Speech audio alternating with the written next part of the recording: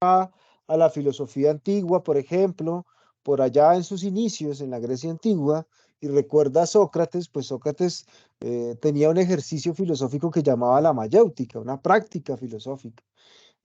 Su discípulo Platón también continuó también con ese mismo espíritu del método y entonces él usa uno que se llama la dialéctica, ¿verdad?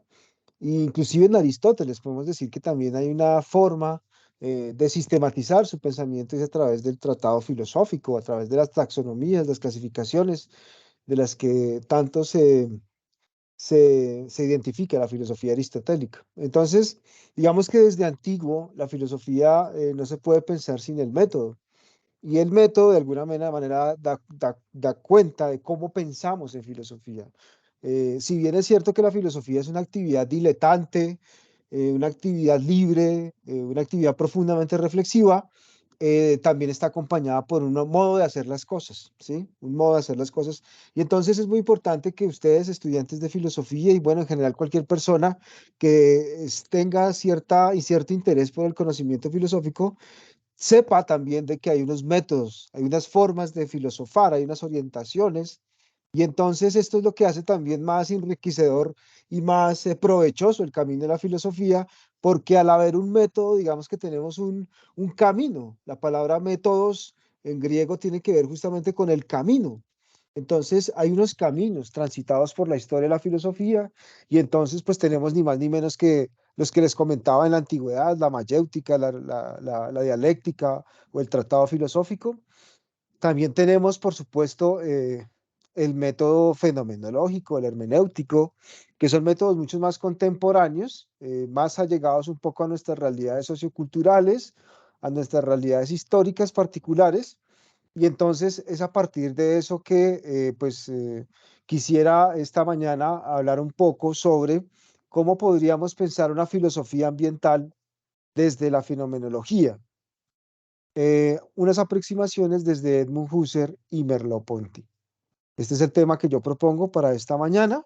Y entonces, como ocurre en estos espacios académicos, pues lo que nosotros hacemos acá son, digamos, unos esbozos, unas aproximaciones en el sentido de que nosotros también somos principiantes de la filosofía, ¿sí? Nosotros como maestros, o por lo menos yo particularmente me siento también un principiante de la filosofía y cualquier emprendimiento académico en esa dirección es un empezar de nuevo. Es más, es un empezar de cero. Y entonces, esta es apenas una idea que ojalá espero se pueda materializar más adelante en un libro, algo mucho más decantado, pero de entrada, quisiera pensar un poco las relaciones entre la fenomenología y la filosofía ambiental. Claramente desde una forma aproximada a principiantes, porque pues esto todavía está como en proceso de coger cuerpo, en proceso de materializarse, como les digo, en una publicación tal vez algo más decantada, pero que sea esta la oportunidad para empezar con esta intuición filosófica, con esta idea, y ojalá pues el tiempo nos permita materializarla y algún día darla a conocer a través de un libro. Bien, entonces quisiera empezar con unas citas relevantes.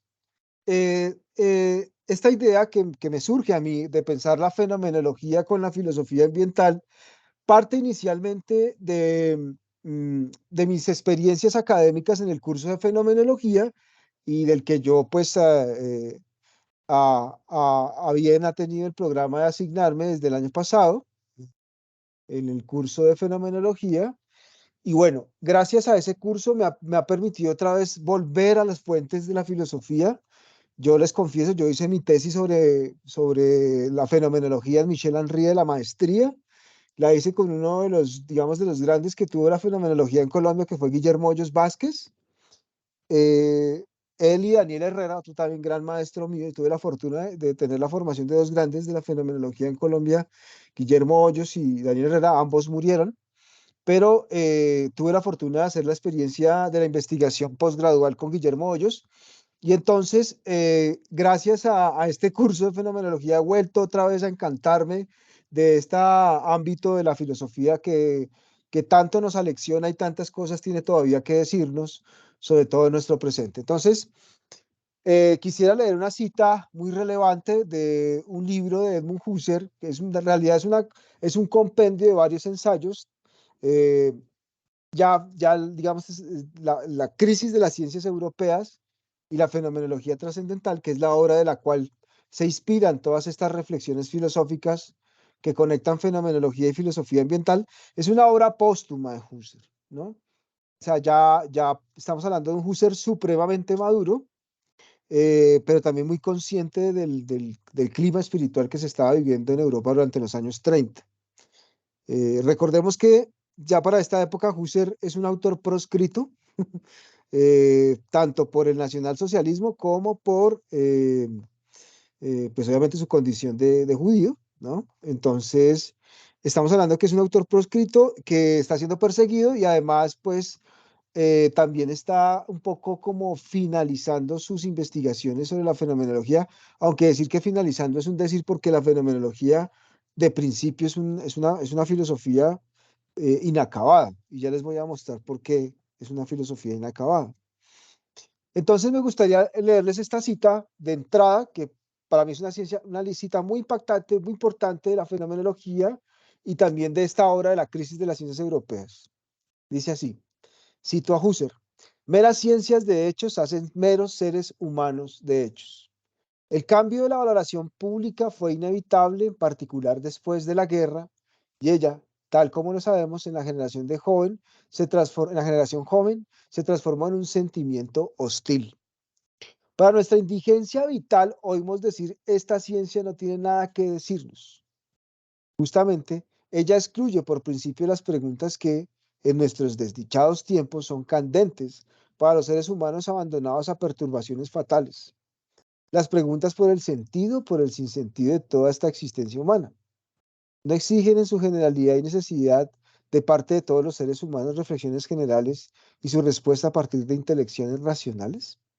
La mera ciencia de los cuerpos no tiene manifiestamente nada que decir. Ella se abstrae de todo lo subjetivo.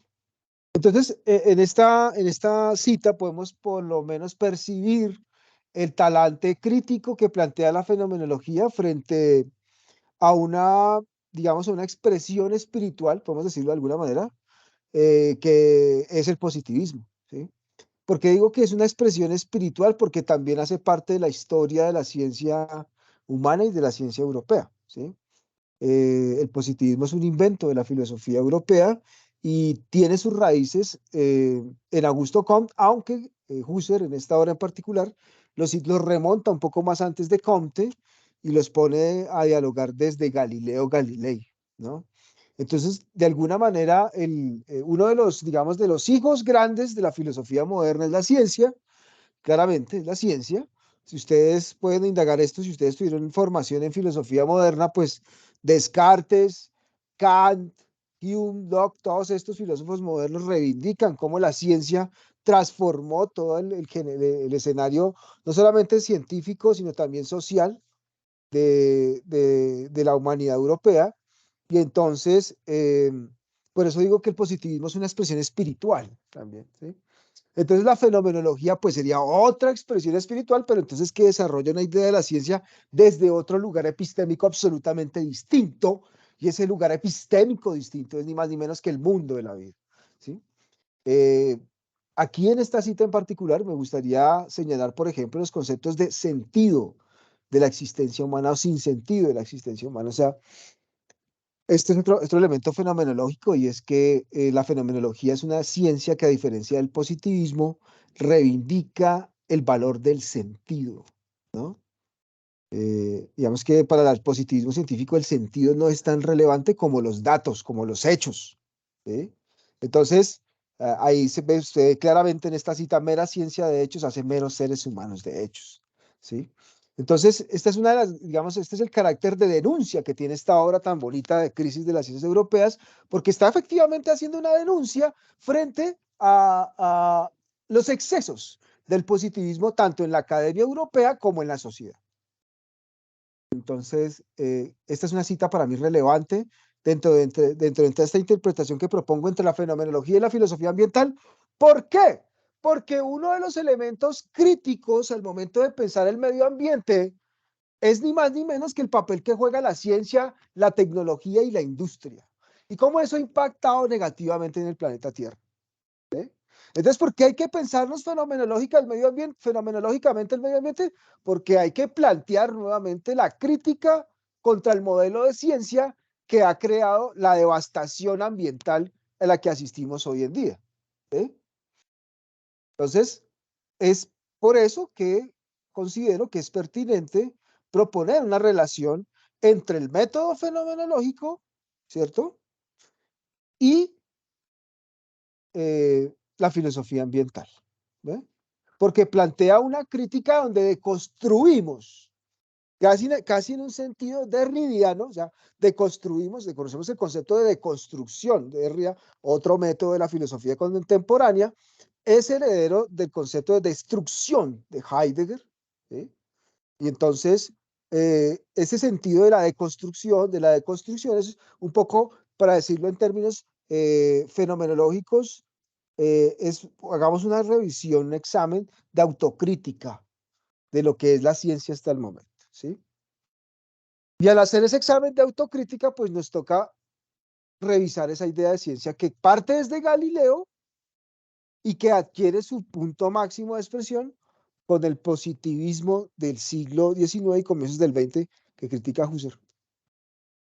Otras citas relevantes. Yo he dicho esta mañana hoy que me interesa hacer una relación entre Edmundo Husserl y Merleau-Ponty. Claramente son dos grandes de la fenomenología y aquí quisiera evocar otro gran libro de la fenomenología contemporánea y es La fenomenología de la percepción de Maurice Merleau-Ponty. Eh, Digo también que es grande Maurice Merleau-Ponty porque de alguna manera él es un continuador de la crítica fenomenológica al positivismo, ¿sí? Y es también un continuador de el trabajo de fundamentación de la fenomenología. Recordemos, yo les decía al inicio que la fenomenología es una ciencia inacabada, es una ciencia por construir, es una ciencia que nos recuerda que somos principiantes de la filosofía. En la filosofía no hay sabios, digamos así, eh, plenipotenciarios. En la filosofía no tenemos, digamos, sofistas perfeccionados, digamos así, sino que hay una conciencia de la ignorancia, ¿cierto? Hay una conciencia de la ignorancia, y eso fue una enseñanza socrática, claramente. Y yo considero que esa enseñanza socrática pues, nos recuerda que en la filosofía somos principiantes. Entonces, dice Merleau-Ponty en la fenomenología de la percepción. La fenomenología se deja practicar y reconocer como manera o como estilo. Existe como movimiento antes de haber llegado a una conciencia filosófica total. Considero que esto es una gran idea de Merleau-Ponty, un poco reivindicando también los planteamientos de Husserl. ¿Y por qué la fenomenología? Porque pues muchos críticos a Husserl dicen, pero es que la fenomenología nunca terminó como de afirmar sus proposiciones teóricas, que la fenomenología estaba como en obra negra, le critican a Husserl. Pues es que Husserl definitivamente tenía conciencia de lo que él se estaba inventando, era una filosofía en ciernes, o sea, una filosofía que no estaba acabada, ¿no?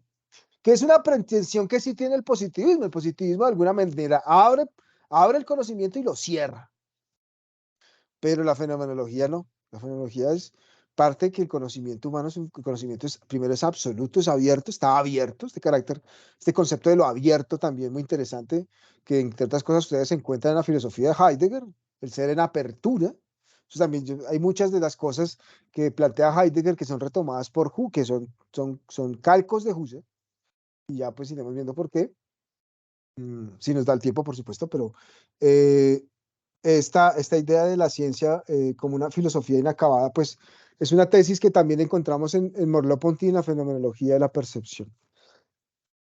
Otra de las citas también que valdría evocar del filósofo Merleau-Ponty dice así: el filósofo es un perpetuo principiante. Eso significa que no toma nada por sentado de cuanto los hombres o los sabios creen saber.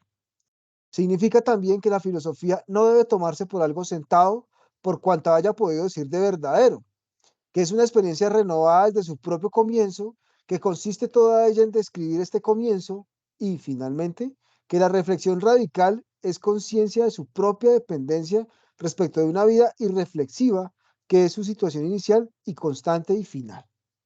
Entonces, ahí tenemos estas ideas que encontramos en la fenomenología de la percepción y que empatan con, con el planteamiento husserliano de que la fenomenología es una ciencia que descubre que el estudio del humano es un estudio en apertura, y por esa misma apertura pues no podemos hacer cierres radicales, no podemos decir que el ser humano es esto, no podemos decir que la ciencia está acabada. Al contrario, tenemos que estimularnos a pensar de que todavía hay posibilidades de resignificar la ciencia, y hay otras maneras de entender el conocimiento humano.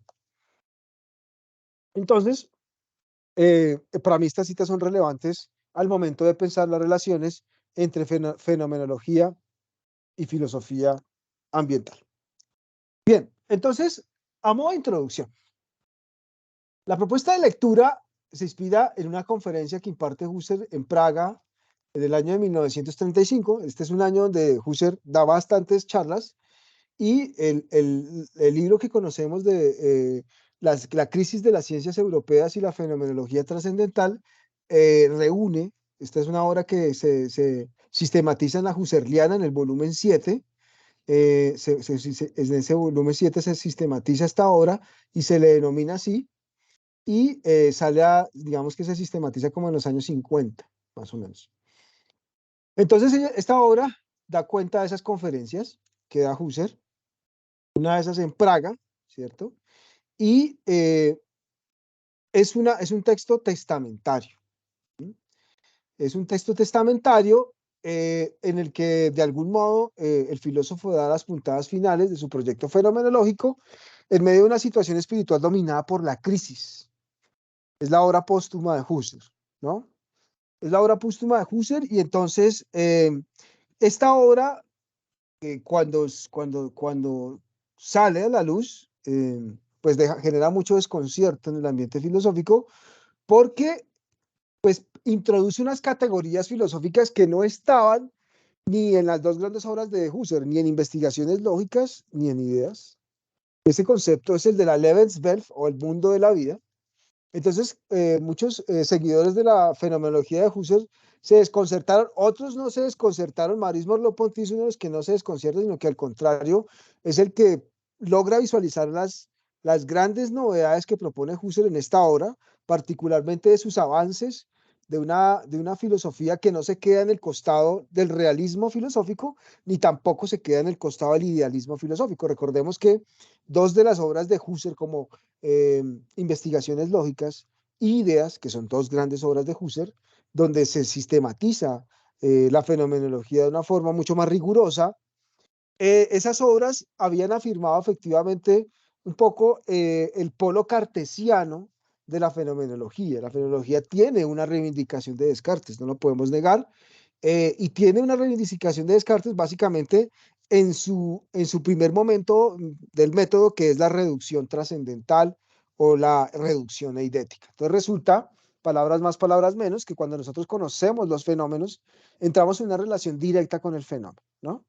Entonces, en esa relación directa con el fenómeno, nosotros hacemos una epogé, suspendemos el juicio, es decir, dejamos que el fenómeno nos hable, y nosotros no intervenimos nuestros prejuicios ni nuestras preconcepciones. Ponemos entre paréntesis lo que nos dijo la escuela, lo que nos dijo el abuelito, la abuelita, el papá, la mamá, lo que nos dijo la universidad, lo que leímos en la novela de Crimen y Castigo de Dostoyevsky. Todas las cosas las ponemos entre paréntesis, nos enfrentamos directamente con el fenómeno, y cuando nos enfrentamos directamente con el fenómeno, ¿qué descubrimos? Pues que nosotros pensamos. Entonces, la reducción eidética de alguna manera tiene que ver con la primera forma de conocimiento que descubre el ser humano cuando descubre la realidad, y es que la realidad se le muestra tal como es a su conciencia. Pues esto es ni más ni menos que reivindicar el cogito ergo sum de Descartes: pienso, luego existo. Entonces, gran parte de la obra de Husserl es un diálogo permanente con Descartes, ¿no? Y en la obra que estamos comentando en este momento, la crisis de las ciencias europeas, pues digamos que hay un plop de los seguidores de la fenomenología de Husserl, es decir, se van de cieso, básicamente porque Husserl plantea en esta obra otras apuestas filosóficas que tienen que ver ya no con la reducción eidética, sino con la reducción ontológica o el mundo de la vida, ¿no? Esto es lo que hace a la fenomenología un método muy interesante porque, digamos que el crisis de alguna manera trata de resolver cuál es la relación preponderante de conocimiento, si la del sujeto o la del mundo de la vida, ¿sí? Para una filosofía ambiental, la reducción eidética tiene problemas, pero si nos vamos por el camino ontológico, pues no habría problemas. Ya les voy a mostrar por qué. Eso lo hago en la hipótesis interpretativa. Entonces, en este ejercicio hermenéutico, pues como esto se titula Club de Lecturas Filosóficas, pues los profesores que hacemos parte del programa de filosofía, pues hacemos apuestas hermenéuticas, es decir, interpretamos las obras que llegan a nuestras manos, los autores que estudiamos, entonces hacemos y ejercicios hermenéuticos, claramente. Entonces, hacemos unas consideraciones interpretativas sobre esas obras que leemos, ¿cierto? Eh, pues básicamente porque nosotros somos sujetos históricos, yo tengo 39 años, tengo una formación filosófica, ¿sí? Entonces no soy un sujeto puro de conocimiento, sino que soy un sujeto contaminado por una serie de cosas. Entonces, pues por eso hago hermenéutica, porque soy un sujeto contaminado de mi historia, de mis formas de entender el mundo, y en ese sentido, pues yo leo la filosofía de una forma diferente. Y lo mismo hace Einar, y lo mismo hace Cristian, lo mismo hace Pablo Felipe, todos los que hacemos parte del programa de filosofía tenemos nuestras apuestas hermenéuticas. Entonces, en ese sentido, el ejercicio hermenéutico que proponemos trata de proponer lo siguiente. Primero, entender que la fenomenología va más allá de, de un pensar metodológico, ¿sí? Un pensar metodológico es el que se concentra en los pasos, ¿no? Cada uno de los momentos, cumplirlos. Entonces, hacer hipogé, luego fenomenología, luego percepción trascendental o percepción idética, luego mirar cuáles son las variables, determinar cuál es la esencia, digamos. ¿Sí? Escuetamente ahí describí un poco cómo se hace fenomenología, pero pues a mí no me interesa precisar eso. No me interesa precisar eso.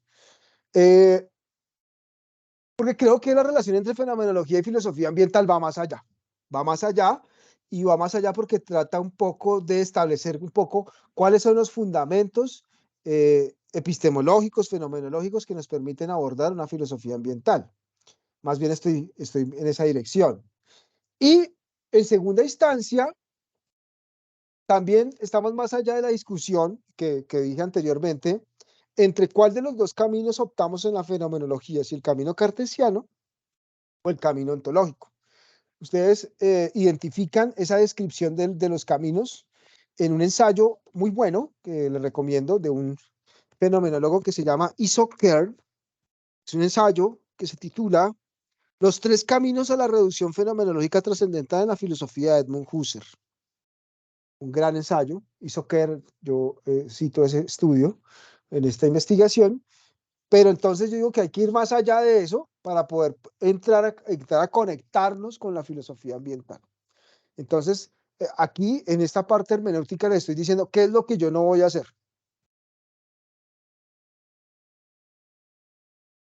Aquí sí les voy a decir qué es lo que yo voy a hacer. ¿Cuál es nuestra hipótesis interpretativa? O sea, qué es lo que no vamos a hacer y qué es lo que sí vamos a hacer. Entonces, lo que sí vamos a hacer es explorar los sentidos que adquiere una filosofía ambiental desde la fenomenología de Edmund Husserl y Merleau-Ponty. Entonces consideramos que desde la fenomenología, una filosofía ambiental se propone dos cosas. Uno, formular aportes significativos para una deconstrucción general de la idea de la ciencia. ¿Sí? Eh, el librito que estamos comentando, Crisis de las Ciencias Europeas y la Fenomenología Trascendental, nos da muchas luces de lo que significa deconstruir una idea de ciencia, ¿no? Deconstruir, como su nombre lo indica, implica como, luego de que usted ha armado la casa con las piezas en el armo todo, o usted ha hecho un puzzle, pues ahora hay que quitar las fichas, ¿sí? Deconstruir, quitarlas, desarmar. deconstruir, ¿sí? Entonces, deconstruir es una cosa muy dura porque no es fácil. Digamos que nosotros toda una vida nos hemos construido como sujetos profesionales y tales. Toda la vida nos hemos construido con unos roles específicos. mm, Ser papá, ser mamá, ser hijo, ser estudiante. Pero al momento de la vida donde nos toca deconfigurarnos, deconstruirnos de esos perfiles y reinventarnos nuevamente. Entonces, por eso me gusta mucho esta idea de conectar la fenomenología y la filosofía ambiental, porque implica hacer un cortocircuito con esa idea de la ciencia con la que hemos venido formándonos y que nos ha formado también, que no es fácil, ¿no? Esta idea de ciencia que nos ha formado de, de aísle el fenómeno, de describa de reduzca los fenómenos a hechos, trace una teoría, etcétera, etcétera. Todo ese proceder metodológico de la ciencia instrumental, pues prácticamente nos ha hecho profesionales, nos ha hecho inclusive filósofos. Entonces, eso hay que construirlo. Y de construirlo es fácil, porque cuando repetimos tanto el método y lo incorporamos tanto a nuestro modo de ser, a nuestras prácticas, pues ya bajarnos de esa forma es difícil, es muy difícil. Entonces, primer punto que me interesa es pensar esto, la deconstrucción de la idea de la ciencia. Segundo punto, se plantea una apertura a la relación entre el ser humano y la naturaleza, más allá de los dualismos epistemológicos latentes en los abismos que se dan entre la res cogitans y la res extensa. Digamos que Husserl de alguna manera asume ese gran problema de la filosofía moderna, es cómo conectamos la mente con el cuerpo, ¿no? ¿Qué pasa con ese abismo que nos dejó Descartes? ¿Sí? Porque pues ustedes recordarán que la tesis general del sujeto que plantea Descartes, cogito ergo sum, de alguna manera pone al mundo en entredicho, ¿no? Entonces solamente existe el mundo que es pensado por mí, ¿no? Entonces, ¿qué pasa con el mundo en sí mismo? Independientemente de que yo lo piense, pues eso sí, no se sabe. Entonces, ese problema heredado de la modernidad y que radicaliza la crisis al interior de las ciencias europeas y en general el ambiente de decadencia espiritual que caracteriza la idea de la ciencia positiva que cuestiona Husserl en el texto que se estudia. O sea, de alguna manera, cuando pensamos la relación entre fenomenología y filosofía ambiental, logramos pensarnos una recuperación de la relación entre conciencia, mundo de la vida, en este caso, una recuperación entre seres humanos, planeta Tierra. ¿Eh? Entonces, a eso es lo que yo llamo pensamiento o lo que se llama también pensamiento ecológico. Pensamiento ecológico es volvámonos a conectar con la madre tierra. ¿Eh? Y en ese sentido creo yo que la fenomenología tiene muchas cosas que decir para poder pensarnos esas conexiones con el mundo de la naturaleza.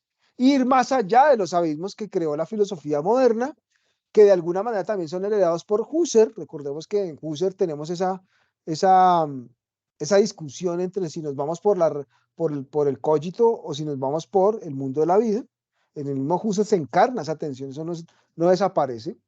Eh, y entonces habría que superar ese dualismo epistemológico que viene de la filosofía moderna y entonces tendríamos que pensarnos, como piensan también los ecologistas y los filósofos ambientales, una ciencia más holística, más integral, más compleja, poco en la perspectiva de Edgar Morin. La teoría de la complejidad tiene muchos elementos fenomenológicos que avanzan un poco en esa recuperación entre la relación entre conciencia y mundo de la vida, ¿no? Bien. Desde nuestra lectura, uno de los fundamentos epistemológicos de una filosofía medioambiental consiste en la crítica que propone la fenomenología al dualismo de la filosofía moderna. En Descartes este dualismo es claro en el abismo que separa la res cogitans de la res extensa. En otras palabras, la dicotomía que se plantea entre subjetividad y objetividad genera, entre otras cosas, la base que justifica la depredación de la naturaleza y la pérdida de la correlación entre subjetividad y mundo de la vida. Entonces, de alguna manera, si mantenemos el dualismo epistemológico como una fuente para entender las relaciones de conocimiento, pues de alguna manera estamos justificando la depredación de la naturaleza, justamente porque si el mundo de la vida no tiene nada que ver conmigo, entonces yo puedo convertirlo en un objeto. Y al convertirlo en un objeto lo puedo colonizar, lo puedo explotar, lo puedo sustraer a mis ambiciones subjetivas. Y al sustraerlo a mis ambiciones subjetivas, pues claramente que lo erosiono, claramente que le robo el agua, claramente que lo contamino. que son los problemas que estamos viviendo hoy en día en términos ambientales. Entonces, la fenomenología, al considerar que el conocimiento se produce fundamentalmente en una relación intencional, y aquí, por ejemplo, primer elemento epistemológico que yo reivindicaría dentro de la teoría fenomenológica para poder pensar esta filosofía ambiental es el concepto de intencionalidad, ¿no? Recordemos que el concepto de intencionalidad a Husserl le esclarece un poco las relaciones entre conciencia y mundo de la vida, ¿sí? Y de alguna manera le permite a él pensarse esta fenomenología trascendental o esta fenomenología que establece una correlación con el mundo de la vida. Entonces, ese elemento de la intencionalidad claramente es un aporte al pensamiento ecológico, porque básicamente nos muestra que efectivamente la conciencia no es conciencia aislada, ni que el mundo es un invento de mi mente, ¿sí? Un poco como se planteaba en la clase anterior, la lección anterior de las... si ustedes recordarán, quienes estuvieron en la primera sesión del Club Virtual de Filosofía, hubo una presentación muy interesante de cómo la fenomenología se pliega a esto de la filosofía de la mente, pero pues claramente pues yo hacía un poco mis reparos a la tesis, justamente en esta idea de la intencionalidad, ¿no? Digamos que una de las cosas fuertes que propone la fenomenología es que el conocimiento es un conocimiento intencional, es decir, toda conciencia es conciencia de algo, es una tesis de Husserl, y entonces en esa tesis filosófica pues nos acercamos de manera muy clarividente a un pensamiento ecológico, ¿no? Y es la conciencia intencional la que de alguna manera nos permite superar la crisis, ¿no? Que es la crisis que denuncia Husserl, que tiene que ver justamente con ese abismo, con esa separación que se produce entre mente y cuerpo, en esa separación que se produce entre la res cogitans y la res extensa, en esa separación que se produce entre las ciencias del espíritu y las ciencias empírico-analíticas, ¿sí? Que eso hasta el sol de hoy se mantiene. O sea, si bien se han hecho muchos avances en cuanto a pensamiento complejo, pensamiento holístico, en la práctica nosotros vemos que todavía sigue operando esas dinámicas de mm, la separación entre ciencias del espíritu y ciencias empírico-analíticas, y que están en el debate público en los temas medioambientales. Para ponerles un ejemplo, cuando ustedes recordarán, pero la ministra del Medio Ambiente, la que puso Petro, esto fue como a finales del año pasado, salió, salió a los medios a decir de que teníamos que comenzar a pensar en la desaceleración del sistema. Sé que eso es el concepto. Einar, ¿estás ahí? Ay, no sé. Sí, hermanito. Ah, ¿tú te acuerdas del concepto que utilizó la ministra? En el marco, no, Esto fue un debate. sí, no recuerdo bien. Bueno, el concepto era desaceleración, una cosa así sobre, habría que comenzar a pensarnos, a desescalar la visión del progreso, del desarrollo que ¿Eso es no el fue que está... en el primer debate de moción de censura, algo así? Sí, ¿Cierto que sí, sí? sí, Sí, eso claro. fue en eso, fue en eso. Y entonces, en ese contexto, podemos ver efectivamente cómo eh, eh, esta ministra estaba planteando un concepto muy interesante que tiene que ver un poco con el tema ambiental, y es que, bueno, para poder paliar un poco el impacto que tiene la industria y la ciencia y la tecnología sobre el medio ambiente, pues nos toca de alguna manera desacelerar la máquina, ¿sí?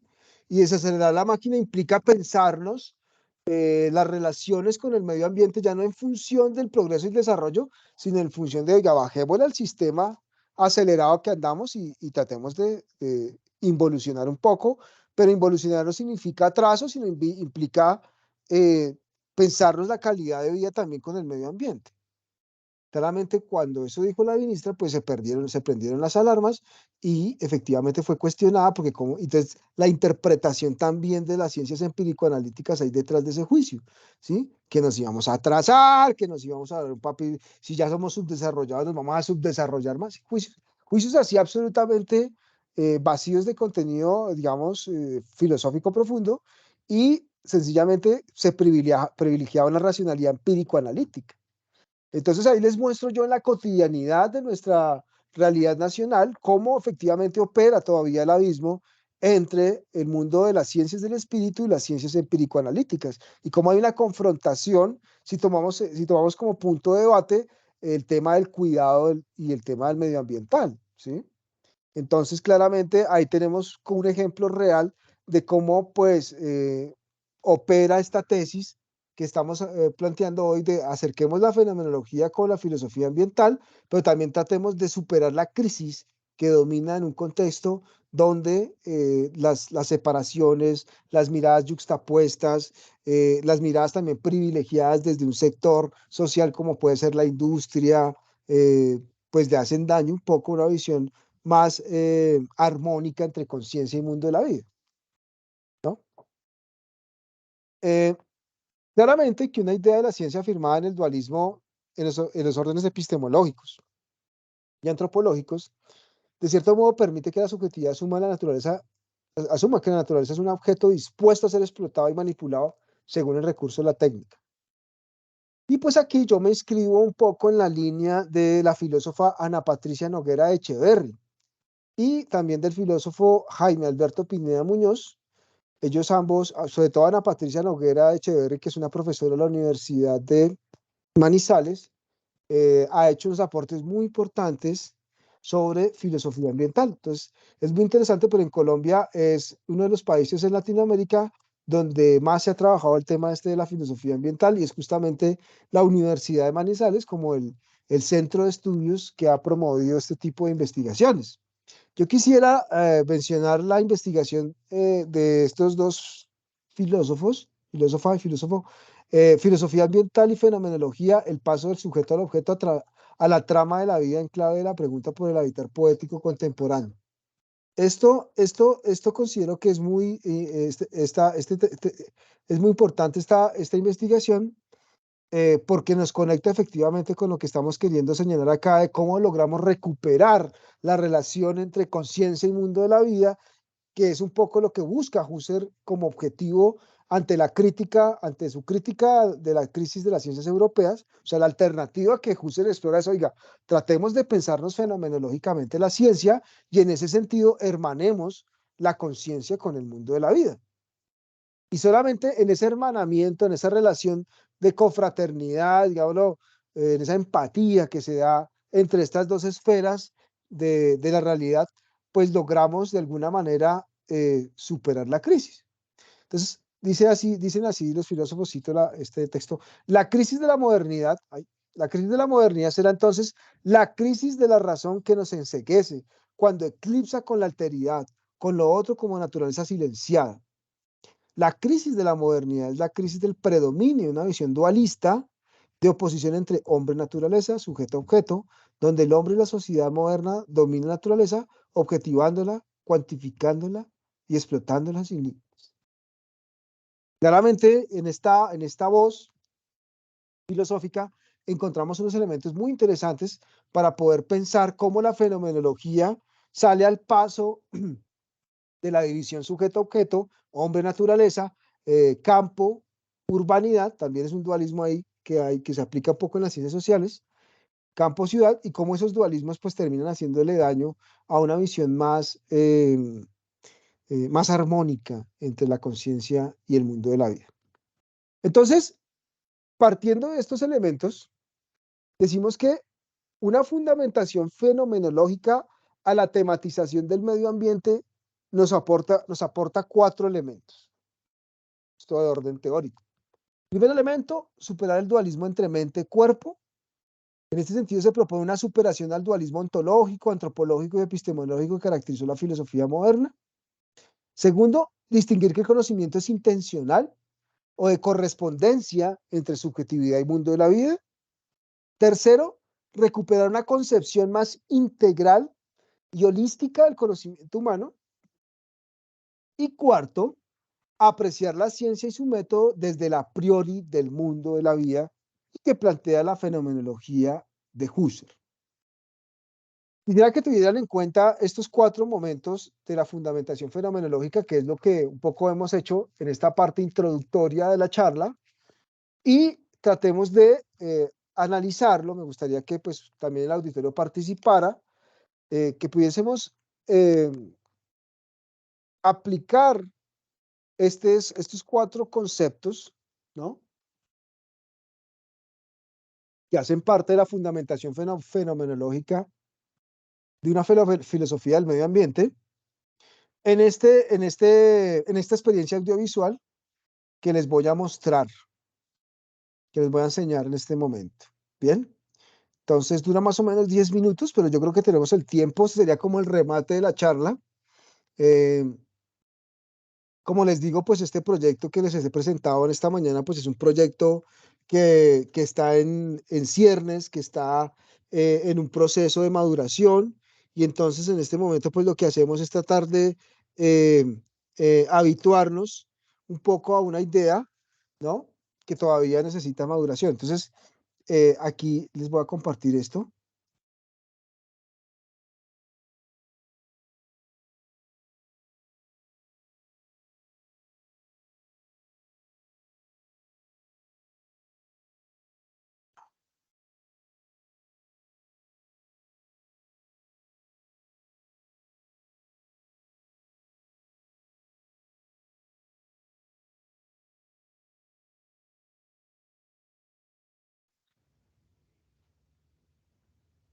¿Me confirman, por favor, si escuchan?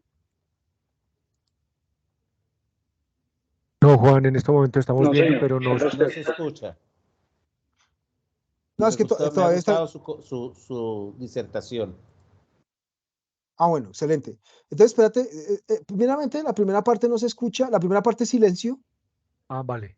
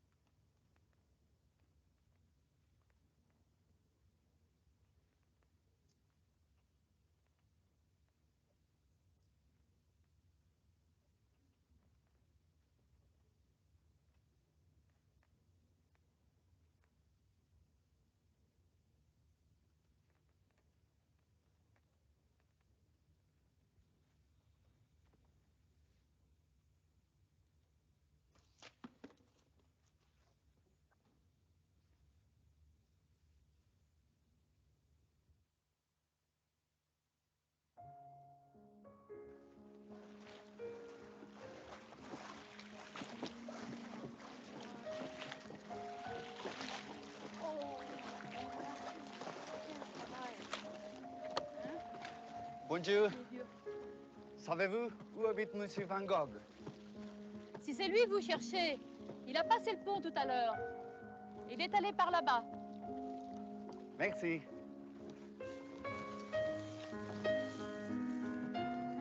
Monsieur, prenez garde. Il vient juste de sortir de l'asile des fous.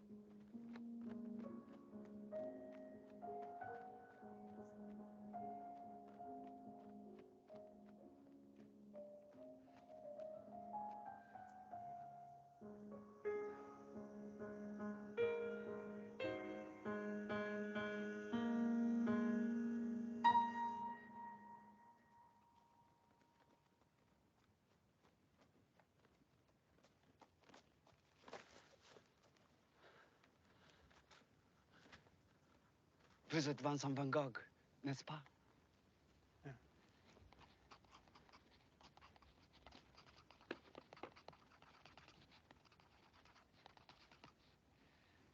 Why aren't you painting? To me, this scene is beyond belief.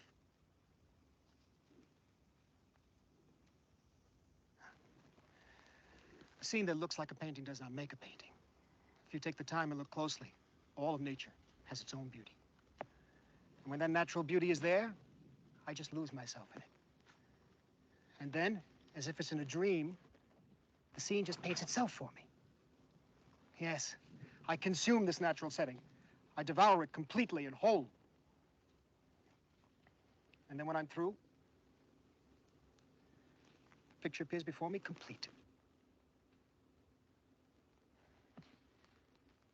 But it's so difficult to hold it inside. Then, what do you do? I work, I slave, I drive myself like a locomotive.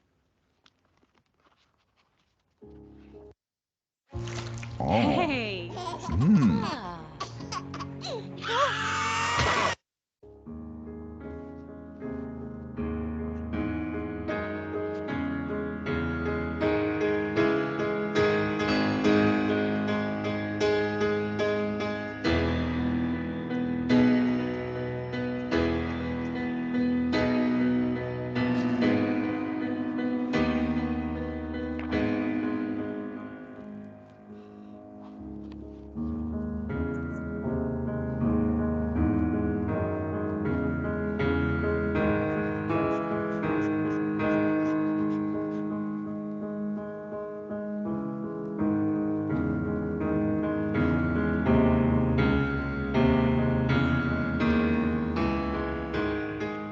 I have to hurry.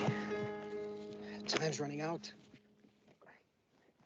So little time left for me to paint. Are you all right? You appear to be injured. This? Yeah? Yesterday, I was trying to complete a self-portrait. And I just couldn't get the ear right, so I cut it off and threw it away. The sun. It compels me to paint. I can't stand here wasting my time talking to you.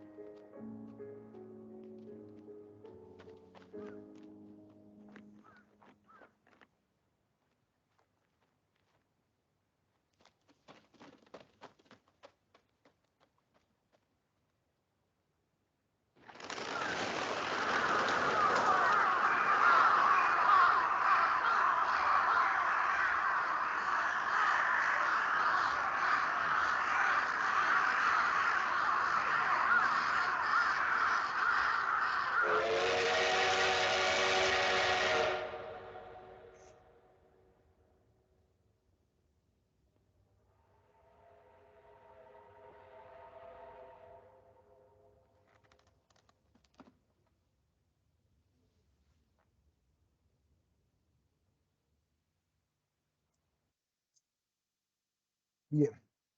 ¿Alcanzaron a percibir algo?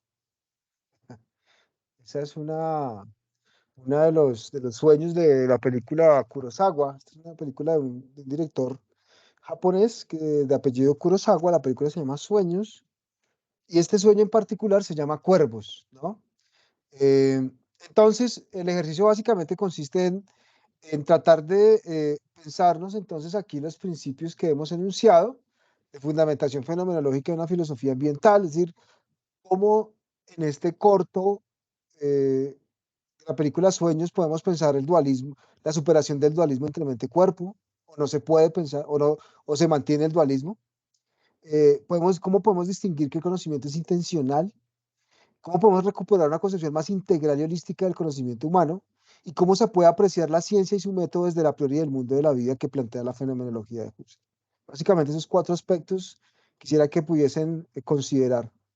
Ya hay una persona que estaba levantando la mano, creo que Carlos. Carlos, tiene la palabra. Profe, gracias primero por la invitación y el espacio. Sí, señora, ahí habla, me gustó pues el tema del video porque menciona, bueno, se ven los cuadros de...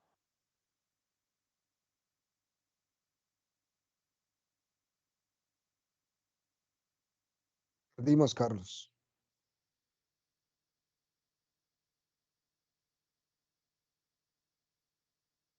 Vamos a Carlillos. Bueno, ¿quién más? Mientras recuperamos a Carlos, ¿quién quisiera compartirnos Este es el momento donde... Vincent Van Gogh. Eso, Carlos. ¿Qué Perdón, ¿me escuchan? Sí, ahora sí, te escuchamos. Aló. De una, hermano, te escuchamos. Estoy por acá pues, en Puerto Salgar trabajando. ¿Ahí se me escucha? Sí, señor. Entonces decía pues que primero pues gracias por la oportunidad y la invitación. Sí he tenido la oportunidad de asistir con anticipación el año pasado a este club virtual, pues me parece excelente. Para escucharlos, siempre los escucho, es la primera vez que hablo, en un año que ya llevo escuchando antes era cada 8 días, ahora es cada 15 días, desde hace un mes ya empezaron. Sí, en referencia al video, pues hace la referencia ahí de los cuadros de Van Gogh, ahí a lo último lo muestra. Y sí es algo así como más allá del entendimiento que nosotros siempre tenemos en cuanto a lo que vemos. Entonces, ese tipo de argumento que plantea el japonés con ese video me parece interesante y pues algo diferente a lo de siempre. Gracias. Gracias, Carlitos. Sí, podemos decir que la escena de esta película pues nos muestra un poco estos elementos que hemos venido pensando, ¿no? Cómo superar el dualismo entre mente y cuerpo. Si ustedes se dan cuenta, al principio este personaje que se encuentra en una galería, en un museo, apreciando unas pinturas de Van Gogh, hace un cambio, y aquí es cuando yo conecto la fenomenología de Husserl con la de Merleau-Ponty. Y lo voy a decir de manera muy breve, la apuesta de Merleau-Ponty en fenomenología de la percepción es una reconsideración fenomenológica de los sentidos más allá de la conciencia empírica. Si ustedes se dieron cuenta, la conciencia empírica la podemos apreciar inicialmente en el video cuando este personaje va observando las pinturas de Van Gogh, ¿no? Y de un momento a otro se detiene en una, ¿sí? Se detiene en una y entonces la obra maestra de este director consiste en llevarnos cómo este personaje que en un principio era un espectador se convierte en un protagonista que trata de entender el mundo del artista. Entonces, ahí, en términos fenomenológicos, tenemos una percepción, ¿sí? Eso es un poco una de las grandes intuiciones filosóficas que tiene Merleau-Ponty en la fenomenología de la percepción, y es que la percepción va más allá de la conciencia empírica. Porque es que la conciencia empírica, yo claro, solamente pues veo que árboles, veo pastos, veo personas lavando la ropa, pero si yo me meto en el mundo del arte, descubro una percepción del mundo y entonces se me amplía el horizonte del sentido y entonces puedo comprender el drama el drama existencial del autor. Puedo comprender su pasión por pintar paisajes. Puedo entender por qué usó ciertos colores para mostrar su relación con el paisaje, etcétera, etcétera, etcétera. O sea, la percepción me muestra que el mundo de la vida es diverso y es complejo. La conciencia empírica, no. Es una gran tesis filosófica y es aquí donde yo encuentro unas relaciones muy interesantes entre la fenomenología del mundo de la vida de Husserl con la fenomenología de la percepción de Merleau-Ponty, porque entonces nos amplía el espectro de comprensión de lo real y entonces ya no nos quedamos en la conciencia empírica, en la observación simplemente real de las cosas, sino que podemos ir más allá. Y cuando vemos más allá es porque estamos percibiendo el mundo. Y al percibir el mundo, encontramos las complejidades socioculturales, ideológicas, las complejidades valorativas, las complejidades psicológicas, las complejidades emocionales, etcétera, etcétera, etcétera. Y eso hace parte de la consideración ambiental. Debemos percibir el medio ambiente y ya no simplemente ser observadores del medio ambiente, ¿sí? Ya como perceptores del medio ambiente somos actores participantes de una significación del mundo de la vida, donde somos copartícipes de ese sentido y logramos de alguna manera superar la visión instrumental, la visión empirista, la visión reduccionista positivista, inclusive la visión subjetivista. Entonces, esa es un poco la presentación del día de hoy. Quería como mostrarles estas aproximaciones a la propuesta de una fenomenología y su relación con una filosofía ambiental desde los planteamientos filosóficos de Edmund Husserl y Merleau-Ponty. Y bueno, pues creo yo que este será el espacio ideal para preguntas. Quisiéramos darle la palabra a Jorge Eduardo y luego a Janet Rico. Buenos días, profesor. Buenos días para todos. ¿Cómo me escucha, profesor? Muy bien, sí, señor. Sí, profesor, de acuerdo pues a la proyección que usted nos mostró, igualmente, y al análisis que usted hace, efectivamente, la percepción del ambiente es lo que nos da el realismo de las cosas. A través de la percepción real podemos saber verdades objetivas, en este caso, pues, del medio ambiente. Igualmente, cuando uno aprecia una imagen y se mete dentro de la realidad de esa imagen, entonces está percibiendo lo que esa imagen puede transmitirle a la persona. Y así podemos ver pues, que la percepción de las cosas es lo que realmente nos da la verdad objetiva de algo. Ese de pronto sería algo para interpretar. Lo otro es desde el punto de vista de la fenomenología y desde el punto de vista pues, de Sartre, profe, quisiera preguntar cómo se percibe la filosofía pues, del ambiente, ¿sí? De pronto, pues a través de Sartre y su filosofía del ser en sí, ¿no? Interesante esa pregunta, Jorge.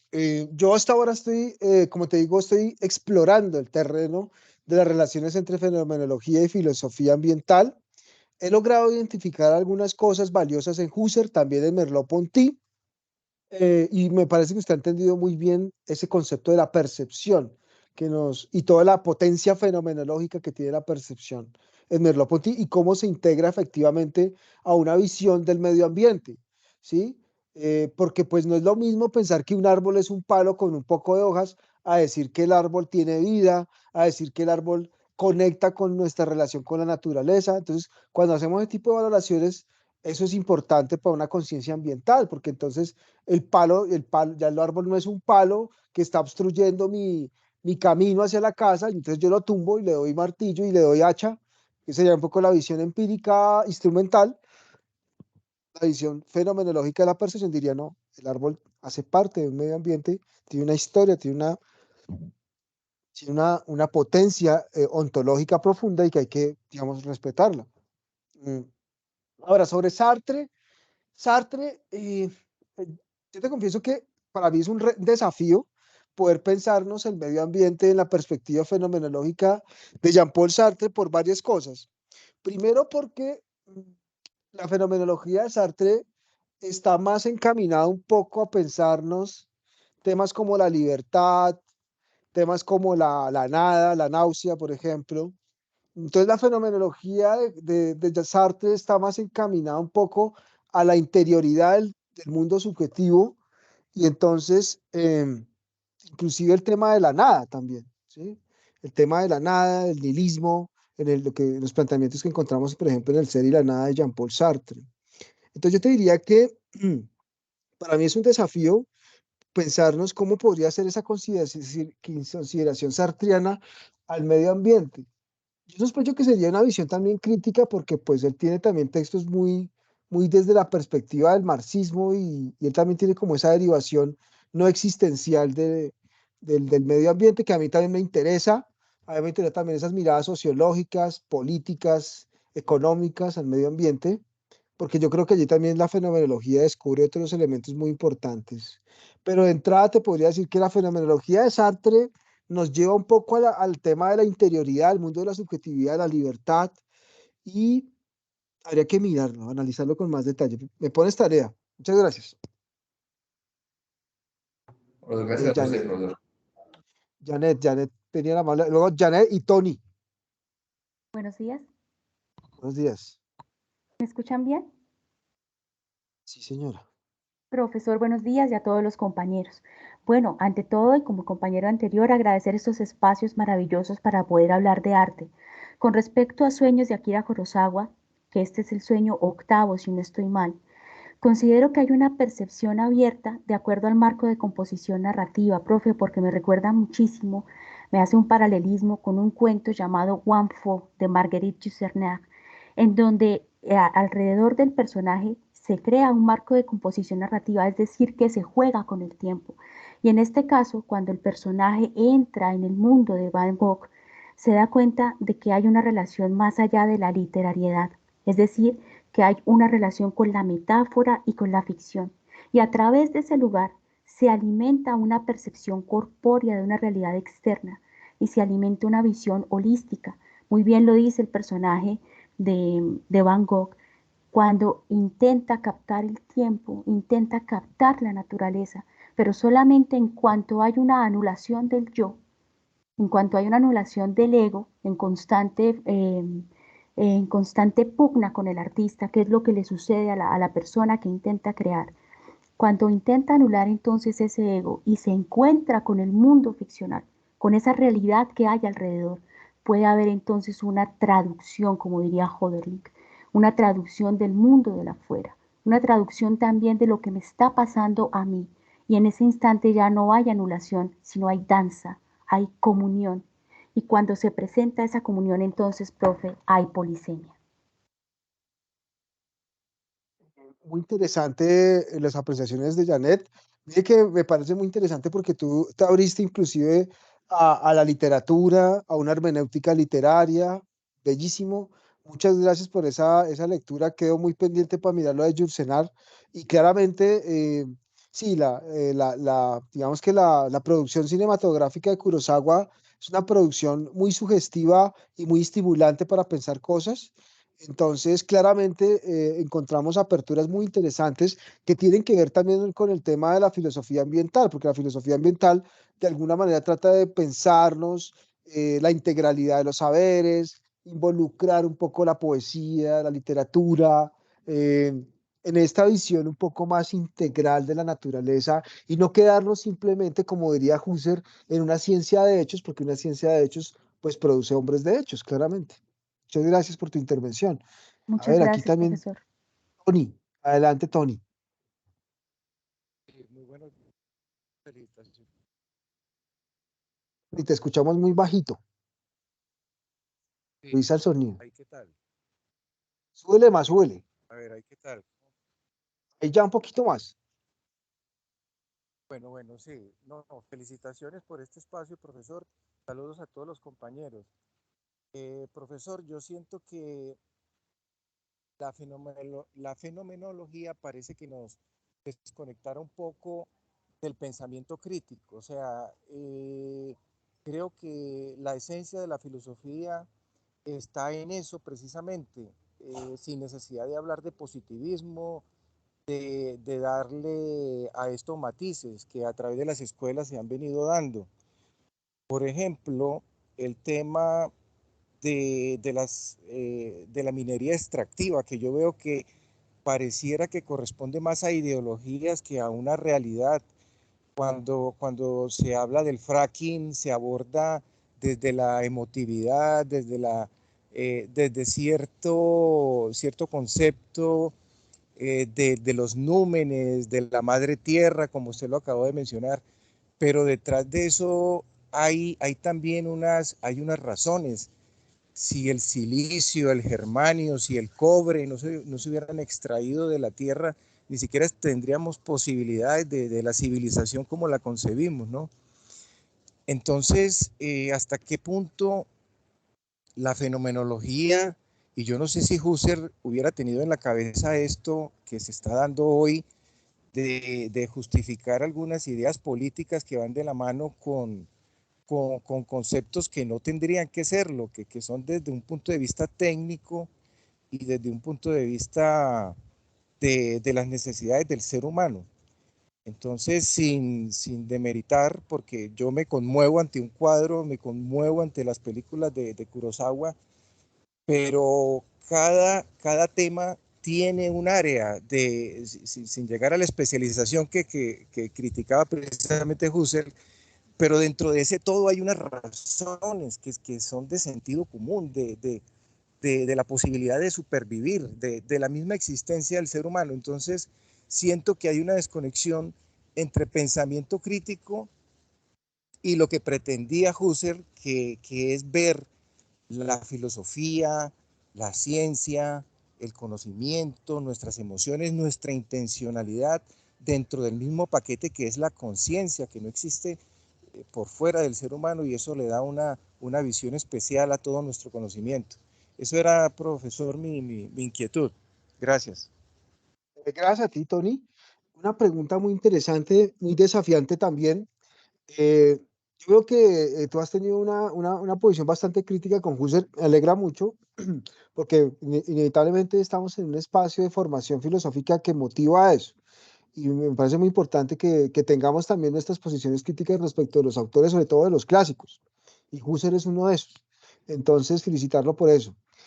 Yo considero, un poco para dialogar un poco con tu propuesta, y es que claramente yo creo que Husserl fue muy consciente digamos, de los avances de la ciencia, de los beneficios que ha tenido la ciencia para la humanidad, claramente, pero yo creo que no podemos negar que la ciencia ha tenido sus excesos y que, mira, te voy a poner un ejemplo.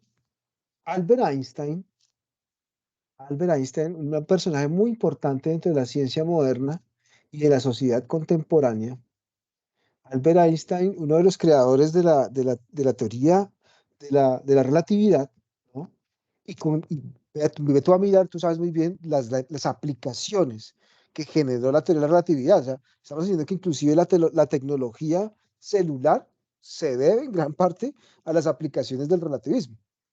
Pero una de las cosas que dejó marcado Albert Einstein fue las bombas en Nagasaki y Hiroshima, la bomba atómica.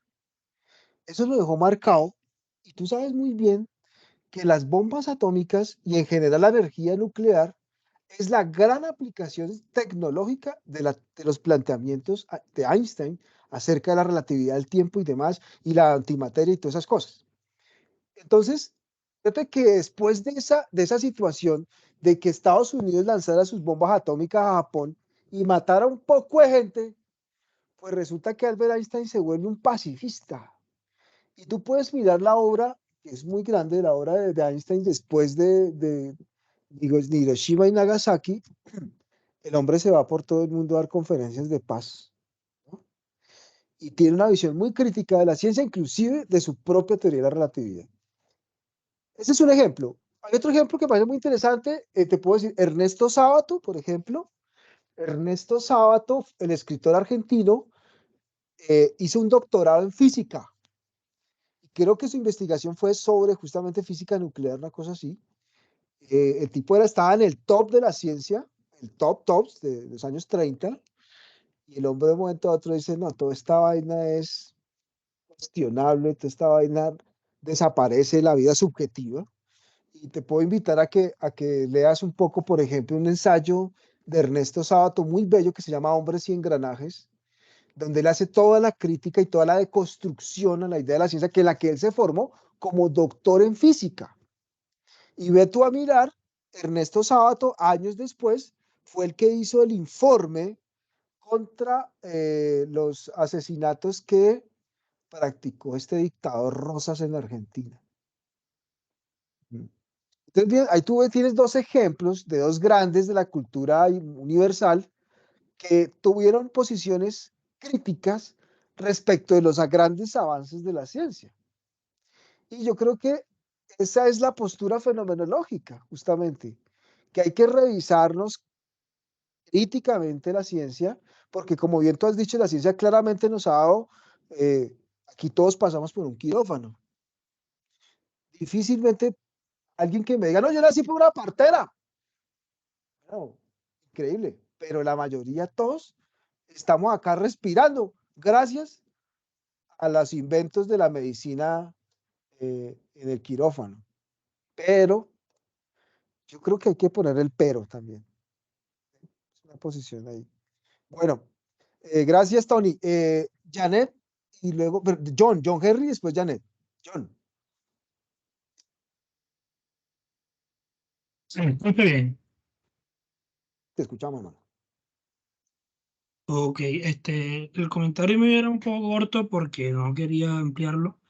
Solamente quería añadir a lo que dijo el compañero Tony, esa parte como por ejemplo Newton cuando era esta física clásica y llega a la cuántica a desbordar y decir, ok, muchas gracias, pero estás un poquitico anticuado y necesitamos renovarnos. Entonces la cuántica hay veces que no tiene razón, como por ejemplo el gato de Schrödinger y todos esos temas que ya sabemos, son temas que no tienen sentido, parecen no tenerlo. Y cuando él dijo que es muy emotivo y hasta él mismo aprecia un cuadro o cualquier pieza de arte, pues todos lo hacemos, pero hay que mirarla también de forma en que no sea simplemente una obra de arte, sino que hace parte de la vida misma. Me gusta mucho el ejemplo que pone Avatar en su película número 2, con la muchacha, que ella toca a esa madre tierra y ahí se va a una parte mística, pero sí me da la impresión de que como todo esto respira y se conecta y entra en una parte de danza, como dijo la compañera, no me acuerdo ahorita, pero esta danza que se arma entre el sujeto y el todo y desaparece el yo. Entonces, yo creo que esa parte, como se ve en la filosofía no occidental, que de pronto es más que todo en la India y en la China, se ve mucho el tema de quitar el yo y dejar el todo, y ahí empieza la razón a disolverse en parte. No en todo sentido, pero sí en parte porque hay que ver, bueno, no quiero establecer porque no hay que poner un pensamiento encima de otro, pero sí poner en perspectiva la vida como arte y tomarla en serio esa perspectiva. O sea, tomarla en serio y no decir que es una película o es un cuadro, no, es vida también eso que está ahí. Entonces, sí, no sé si puedo argumentar alguna otra cosa, más adelante lo argumentaré, pero hasta ahora este me aporta. Gracias. Hombre, muchas gracias. Sí, exactamente. Ahí estamos avanzando a la consideración fenomenológica. El arte es vida y claramente para Husserl ese elemento vital que nos proporciona el arte, pues nos lleva digamos, a un proceso de humanización distinto, que es justamente el proceso de humanización que se ha puesto en entredicho con la crisis de la ciencia europea. Claramente, sí. Muchas gracias. Vamos con, ahora sí, Janet y luego Alejandro Bautista. Profe, pues considero, tomando en cuenta las opiniones de los compañeros, que es muy importante entonces poner entre paréntesis lo que significa el arte, porque dentro de nuestras comunidades, dentro de nuestra sociedad, el arte se ha convertido en entretenimiento. Al convertirse en entretenimiento, deja de ser un dispositivo filosófico, un dispositivo de reflexión. Se convierte entonces en una especie de marionetista con el tiempo, de ser marionetistas con el tiempo, y de no hacer de ello un lugar de encuentro y de contemplación. El compañero decía ahora lo importante de esto, del arte. Profe, pero ¿qué pasa entonces cuando todas las manifestaciones que se dirían artísticas se han convertido en lo que acabo de nombrar? Eso por un lado. Segundo, el hombre es la medida de todas las cosas. Hemos escuchado muchísimo tiempo de la filosofía occidental y el compañero lo dijo. ¿Y qué pasa con la filosofía no occidental? ¿En dónde queda esa mirada tan importante?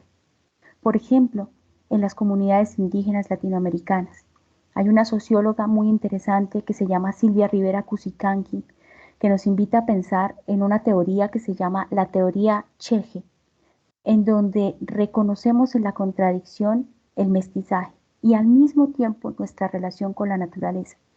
Es decir, que nosotros tendríamos que parar en un instante de contemplación, como lo está invitando Byung-Chul Han en su último libro, contemplar, parar, observar la tierra y sentir que no somos dueña de ella, sino parte de ella, y al mismo tiempo reflexionar sobre en qué se ha convertido entonces nuestra relación con el arte. Gracias. Claramente, Ginette, muchas gracias por tu aporte. Claramente aquí pues buscamos pensarnos esos mundos vitales alternos, esos otros mundos de la vida. Husserl en el libro que estábamos comentando en la crisis de las ciencias europeas habla de justamente volver al mundo de las tradiciones antiguas y de las grandes tradiciones milenarias, que Husserl reivindica pues la griega, pero él mismo en este libro dice, pero también hay que hacerlo con la cultura china, la azteca, la india, porque es allí donde se encuentra de alguna manera también el valor vital de una filosofía que trata de pensar al ser humano más allá de los barrotes de la ciencia positiva. Alejandro Bautista. Buenos días, gracias por su tiempo y su conocimiento para con nosotros. Me gustaría tener un poquito más de conocimiento de Maurice Merleau con relación a la filosofía ambiental. Quisiera que profundizar un poquito más de eso y si hay algún texto que uno pueda leer para poder tener mayor acercamiento. Muchas gracias. Claramente. Sí, primera recomendación bibliográfica, la fenomenología de la percepción, y recomendación también el prefacio de la fenomenología de la percepción.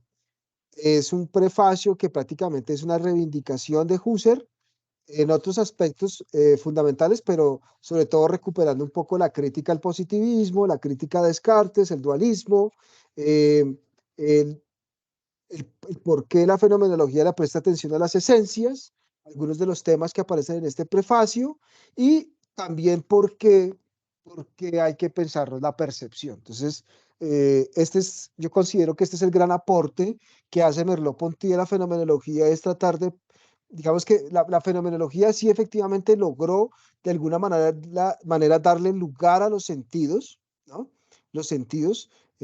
Husserl, por ejemplo, piensa en los sentidos sinestésicos como sentidos que constituyen significado para una ciencia fenomenológica, o sea, el movimiento del cuerpo, ¿sí?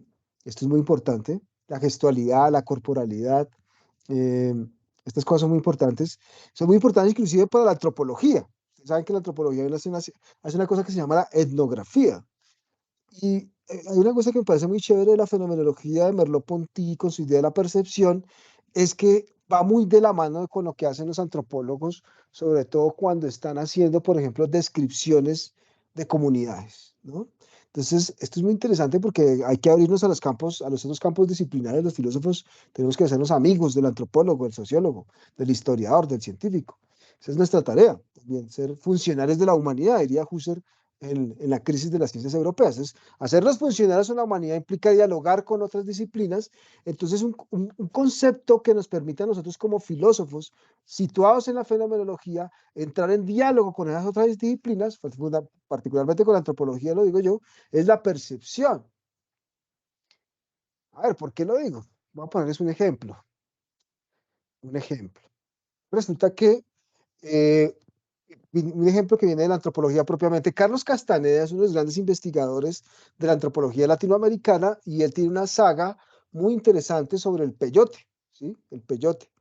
Aquí en Colombia tenemos algo parecido que es el yagé, pero en los indios de Sonora, México, allá al norte de México, pues el peyote tiene una función, estamos hablando de una sustancia psicoactiva que, que, que nace de la tierra, fundamentalmente, pero que pues tiene un efecto alucinógeno, pero también tiene más que alucinógeno, estos conceptos de cómo aparece la ciencia, lo va atrapando uno en el lenguaje científico, pero entonces resulta que no, pero desde la perspectiva de los indios de Sonora, los indios yaqui de Sonora, México, tal y como lo relata a Carlos Castaneda, eh, pues el peyote es un campo energético.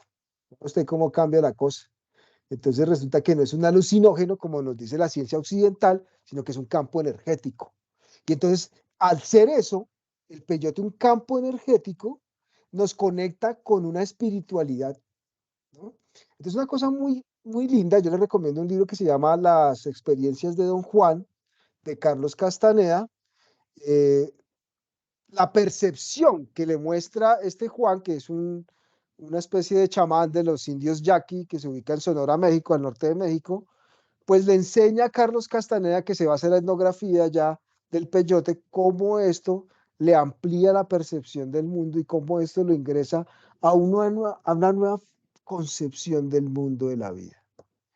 Entonces, vea usted que ahí estamos, ahí está operando la categoría de la percepción y cómo nos hermana nuevamente con la naturaleza a través de y bueno, no me gusta la palabra dispositivo porque ya suena muy científico, muy estructuralista, pero digamos, el concepto sería más bien una sustancia, el peyote como sustancia. ¿No?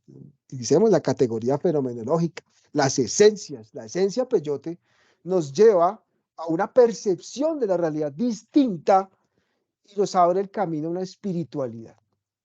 Es un ejemplo muy palpable de cómo podemos usar la teoría de la fenomenología de la percepción de Merleau-Ponty para analizar fenómenos como esos.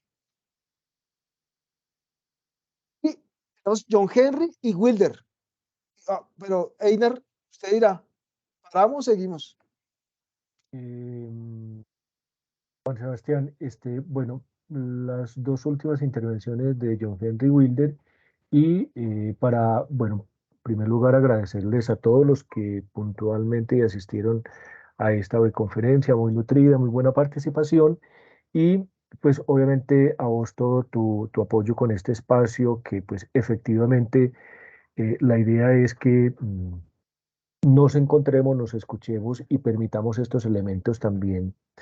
Todo esto es pensado para los estudiantes y pues este año en este Club Virtual de Lecturas Filosóficas vamos a trabajar diferentes métodos y metodologías, esas perspectivas también que es necesario, como vos decías ahorita, abrir la mente para entrar en diálogo con otras disciplinas y con otros saberes. Entonces, pues muy, muy afortunado y muy oportuna tu exposición, hermano. Adelante, compañeros John Henry y Wilder, y con ustedes dos terminamos la sesión de hoy.